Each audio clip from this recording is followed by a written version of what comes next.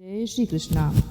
पुष्कुणिक का हवन शांति पाठ हो जाने के बाद यजमान एक ब्राह्मण बनाकर उसका पूजन करता हुआ उसका तिलक करे और मौली बांधकर अथवा आचार्य कुशाओं का कल्पित ब्रह्मा बनावे। उसके बाद आंगन से दक्षिण दिशा में शुद्ध आसन बिछाकर पूर्व की ओर मुख करके कुशाओं को उस पर रखते हुए ब्रह्मा की अग्नि की परिक्रमा कराकर आसन पर विराजमान होने के लिए उनसे प्रार्थना करें और तत्पश्चात आप मेरे यज्ञ कर्म कराने के लिए ब्रह्मा बनिए। ऐसा उच्चारण करता हुआ एक प्रणाता पात्र व सराई लेकर उसे कुशाओं से ढक दे और इसके बाद उसे ब्रह्मा जी को दिखाकर नीचे कुसा बिछाता हुआ उसे अग्नि से उत्तर की ओर स्थापित कर दे। उसके बाद 16 कुशाओं के 4 भाग करके उनमें एक की अग्नि कोण से निशान कोण तक, दूसरे का नैऋत्य से वायव्य तक, तीसरे को ब्रह्मा से लेकर अग्नि तक और चौथे को अग्नि प्रणीता पात्र तक रख दे। इसके बाद पवित्र छेदन के लिए अग्नि से नैऋत्य कोण तक 3 कुशाओं को रखे और पवित्र करने के लिए अंत गर्भ वाली कुशा की झंडी के मध्य की 2 कुशाओं को उत्तर की ओर रख दे।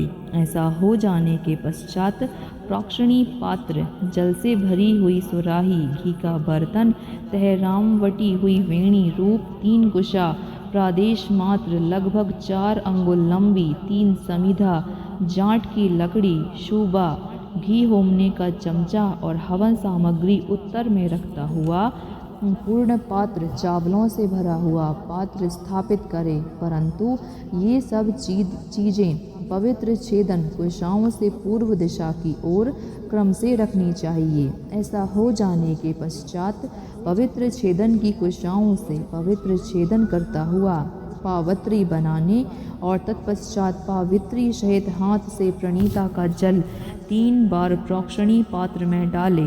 इसके बाद अनामिका और अंगूठे में पावित्री पहनकर प्रणीता के जल को 3 बार ऊपर उछालती हुई प्रणीता के जल से प्राक्षणी की ओर, प्राक्षणी जल से पवित्री द्वारा अन्य वस्तुओं के छींटे लगावे।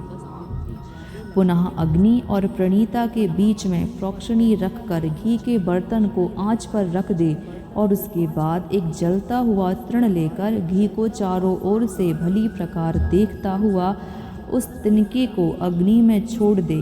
इसके बाद प्रोक्षणी के जल से अग्नि के चारों ओर छींटे दे और श्वेशों को अग्नि में तपाता हुआ समय सार्जन कुशाओं से उसके मुख भाग को बाहर भीतर से साफ करके उसके पश्चात प्रणीता के जल से सुब्रे के छींटे लगाता हुआ उसे अपनी ब्रह्मा की दाहिनी ओर रख ले। इस प्रकार शुभ्रे को रख देने के पश्चात घी के पात्र को अग्नि पर से उतारें और उसके बाद रखे हुए घी को थोड़ा थोड़ा 3 बार ऊपर उछालता हुआ उसमें गिरी हुई अशुद्ध चीज़ों को बाहर निकाल दे और पुनः 3 बार उसी प्रकार घी को थोड़ा ऊपर को उछालता हुआ उसे साफ करे। इसके पश्चात आचार्य प्रत्यय मन कुशाओं को हाथ में लेकर खड़ा हो जाए और मन में प्रजापति का ध्यान करता हुआ घी में भिगोई हुई 3 समिधाओं के सहित चुपचाप अग्नि में छोड़ दे और इसके बाद बैठकर प्रोक्षणी के जल को पवित्री से चारों ओर घुमाता हुआ प्रणीता पात्र पवित्रा में रख दे। इसके बाद दाहिना घोड़ा नीचे करके उसमें और ब्रह्मा के बीच में कुशाओं को रखता हुआ विभिन्न मंत्रों के जाप से घी की आहुतियाँ दे। आहुति से बचा हुआ शुभे को घी प्रोक्षणी पात्र में छोड़ता जाए और विविध मंत्रों का जाप करता जाए। इस प्रकार उपर्युक्त आहुतियाँ अग्नि को प्रोक्षणा करता हुआ ओम नमो भगवते वासुदेवाय इस मंत्र के जाप से होम करता रहे। यजमान को शस्त्र प्राशन शुभे को लगा हुआ घी का और आचमन कराकर संकल्प द्वारा उससे ब्रह्मा को दक्षिणा सहित पूर्ण पात्र दिलवा दें और स्वयं इस मंत्र का उच्चारण करते रहें। ऐसा हो जाने के पश्चात यजमान आचार्य को यथाशक्ति दक्षिणा देकर ब्रह्मा का ग्रंथ विमोचन करा दे। उसके बाद आचार्य ओम मंत्र का जाप करते हुए पवित्री ग्रहण कर प्रणीता के जल से यजमान का अभिषेक करें।